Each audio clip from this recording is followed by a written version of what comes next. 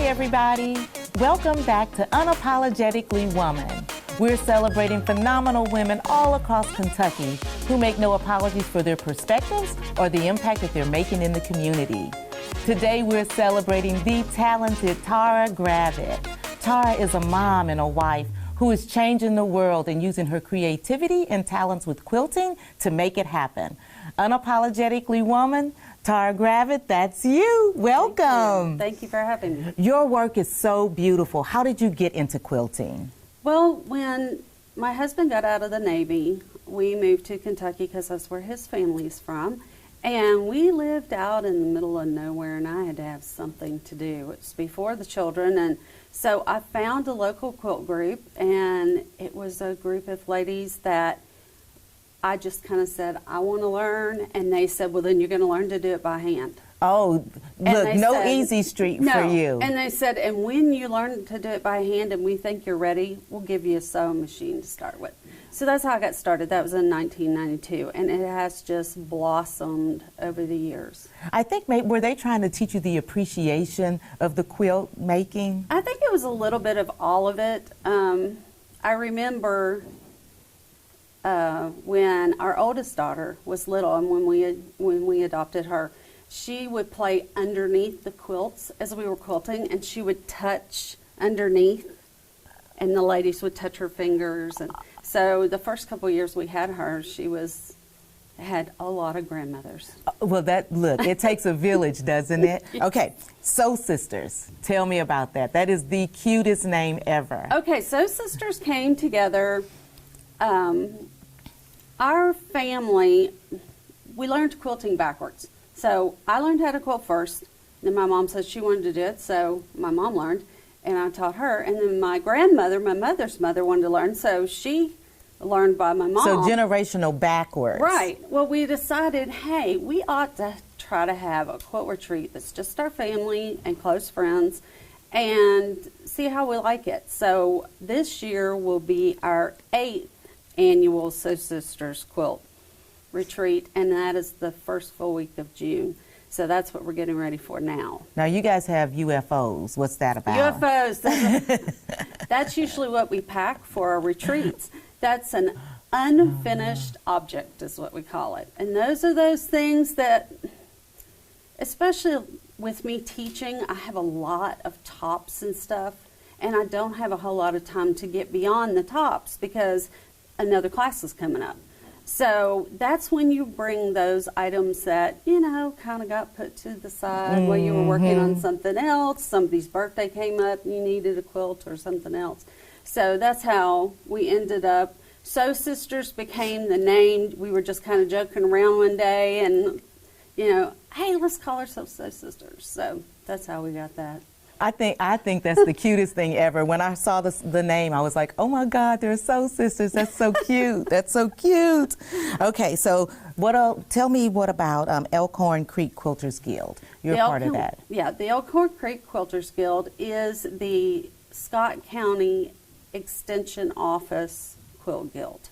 So that's the quilt guild for Scott County. There's a lot of members. There's about 70 members of it.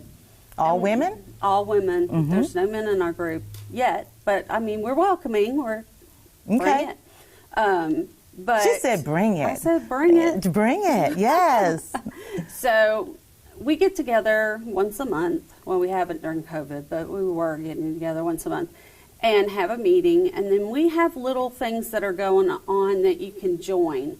There's always a round robin, which is where you do the first part of the quilt, and then it will pass to 4 or 5 other people, and they'll add to the quilt, and you don't know what you're going to get till you get it back. Oh, that's cute. That's fun. We do little challenges. Last year's challenge was to take strip quilts made out of little tiny strips, cut them up and make something different out of them. So everybody in the guild did a certain amount of squares, and we swapped them, and we wound up, all these blocks were different colors, because each person had to draw a crayon, and you had to pick, that's how you picked your color. So they turned out great. I should have brought that one. That one would have been a great one for you to see. But also we work with charities. My Blanket Buddies is a charity in Scott County that we make quilts for whoever needs a quilt. For example, some of the police cruisers will have our quilts in the trunk. So if there is a need with a child, they can wrap the child in the quilt. Sometimes these children don't have anything, and the quilt's the first thing they can call theirs. But you know what? A quilt is a sense of comfort. Yes. You know, especially for children and Yes. adults as well. It's like a giant hug. Tell us about the Linus Project, because that one is specifically for children. Linus Project is what we first started working with, and then we decided to make it our own group. So And this is a nod to Charlie Brown, right? Yeah, nod to Charlie Brown and, you know, Linus with his quilt. But we started out with that group, and that was only for children. In fact, the very first quilt I made for them, they were meeting at our church, and I said, hey, I want to get involved in that. And they said, okay. And so the lady took my name down, and then I got a call from her, and she goes, we need a quilt right now, and it's 2 days before Halloween. And I thought, okay. And she says, there's a child up in Cincinnati Children's Hospital that is supposed to have a surgery they may not recover from. The family wants a Halloween quilt that they can take pictures of the baby before the surgery. So that was my very first Linus quilt. Wow, that sounds so. How long does it take you to do a quilt? I know it depends on size, but Yes, a baby quilt, depending on how much time I put in it, depending on the pattern. It can take, I'd say a baby quilt takes about 40 hours. wow, that's a long time. Yeah, it's very time consuming. I mean, you have to get the fabric. You got to make sure it all coordinates. It all has to be cut into the pieces that you need to use for that quilt, and then assembled in whatever pattern you've chosen. So it's, you know, and when you're done with that, that's just the quilt top. Then you got to put the batting in the middle. You got to put the backing on the back. You got to tack it all together. You have to quilt it, and then you have to bind it. So it's a very long process. The king size quilt that is on our bed took me an entire year. Oh, wow. Yes. But it is beautiful. I've Oh. seen pictures. It is beautiful. Steve likes to show pictures. Listen, your husband is a bragger, and I love every minute of it. So let me ask, you mentioned COVID, and so Yes. you make quilts, but you pivoted just a little bit, just like the rest of the world, Right. During COVID. Tell us. As soon as we went into lockdown with COVID, I immediately started making masks. I made masks for our families. I made masks for our friends. I extended that to the church that we go to, and I said, hey, if you need masks, let me know. And for a while there was a constant going back and forth of cards and people coming up to the door and grabbing baggies because they would call me and let me know how many they needed and what they needed. And so I would bag them up in little Ziploc bags, and I would write their names with a Sharpie, and they would just be lined up on the front porch. And so you had your own touchless system going on then. Right, because I wasn't coming out there, you know. We didn't know anything about COVID That's then. right. So, you know, if I happened to be in the sewing room and I saw them, I would knock on the window and wave, but that was about all we could do. And then as soon as COVID hit, I was already teaching 2 block of the months, doing our sit and sew at Birdsong Quilting where we meet. And I called the owner and I said, hey, can we do this online? And she says, yeah, let's do it. So I got connected to Zoom, paid for it and everything, and I did not skip a beat. We missed no meetings. It went straight onto the internet, and we did Zoom meetings all the way through both of those quilts. Keeping it going. Yes, and then I established a sit and sew because at the store, every Tuesday, we meet from 10 to 4. we would have a sit and sew. And it's just whoever wants to come and whatever they want to sew on. So we weren't going to be able to do that. And so I thought, well, let's do sit and sew online. And I thought, if nobody comes, nobody comes. But if they do, well, it became such a big deal that now we've moved it to Fridays since the store started sit and sew again. And then the other idea, the owner says, you know what, let's make your Scraptastic class free. And you just take total control over that. What is Scraptastics? Scraptastic, I love that name too. I came up with that. One day I was talking to a lady, the first person that owned Birdsong, and she said, Tar, if you could make a class that was the way you wish you had been taught when you first started quilting, what would you do? And so that's how Scraptastic came to be. We take scraps, we learn to cut scraps, we learn to sort scraps, we learn how to store scraps, we learn how to use patterns to make beautiful quilts with scraps, and that's how Scraptastic came to be. That is now a free class twice a month online for anyone who wants to attend. Are you one of those where the doorbell rings and your husband pretends like he doesn't see any of the deliveries that are coming in for the material? Yes. With COVID, bags would just show up at the front door, and Steve would come home from work and he'd go, it's Christmas again, somebody left a bag. So people just know to leave it for you? They know. Oh, they know. wow. All the ladies from the Quilt Guild, people out in the community, they know 100% cotton fabrics. You can drop them off at Tara's and she'll take care of them. And then, sometimes we'll get donations of battings, of backings, and that helps us provide more to the community. Do those materials that are donated, do you use those with the Quilts of Valor? Yes, yes. Talk to us about that. I use all the scraps. Steve says, you use every bit. You need to make sure you let them know that. Well, we make the quilts. I'm with the Quilts of Valor. I sort things that are red, white, and blue. What is the Quilts of Valor? Let's talk about that. Quilts of Valor Foundation is to decorate veterans that have been in the military through different time periods, through different conflicts, wars, and we wrap them in a quilt and we tell them, welcome home. Wow. So when I have scraps come in, scraps are automatically sorted into Quilts of Valor, children's quilts, Christmas fabric, Halloween fabric, different types of fabric. So when it's time to make a quilt for something, I just go grab it out of the bin. I mean, Steve will tell you I have the entire West Wing, is what he says at the house. And there's fabric everywhere. But it's very nicely sorted, and it looks good, And so you've had the honor of wrapping several men in your family with Quilts of Valor. Yes, I've wrapped my father with the Quilts of Valor. I've wrapped Steve with the Quilts of Valor. I've wrapped my uncle with the Quilts of Valor.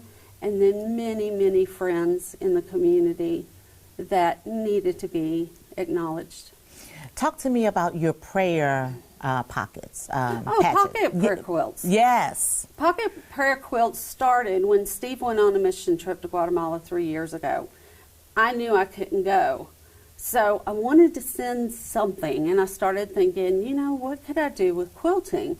And then it dawned on me, I could make little mini quilts for him to give out when he goes over. So I sent him with 100 mini quilts, and he gave them out all over until they were gone. And then when he got home, I still had some left, and I'm thinking, what am I going to do with these? So our Christian Journey group decided, let's start making them just a little bit smaller so they can be included in an envelope, and whenever we send a card out to anybody, it will go in those cards. So now those are used for that. I have a friend that is a pastor, and he's saw the pocket prayer quilts. He was going to get some of those, and I said, yeah. So I took a whole bunch to him, and he gives them out whenever he meets with people that he feels needs a prayer, and that's everybody.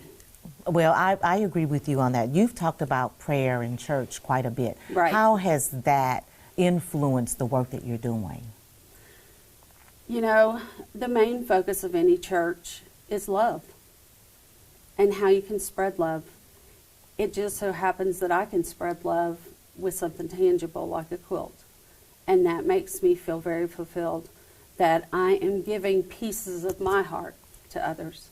Wow. Now, see, don't make me start tearing I up, know, Tara. I know. Don't make me start doing it. But you are used to giving of yourselves to others because Right. look, your journey, you didn't just show up where you are today. You've No. been a Head Start and a preschool teacher, so you've been giving love for many years. Tell us about that experience. Yes. Well, I actually worked for Community Action for a year back in the early 2000s. I have always loved children. Steve and I always knew we wanted children. So I thought, well, you know, teaching is my thing. Every time I would try to not teach, God threw me back into teaching. So I decided... He'll do whatever he wants to do That's with right. you. That's right. And I'm his instrument, so I go where I'm called. And it was preschool, and then, you know, Steve's boss found out, hey, I teach preschool, so I wound up in community action teaching, and I loved every aspect of that. I loved being with the children.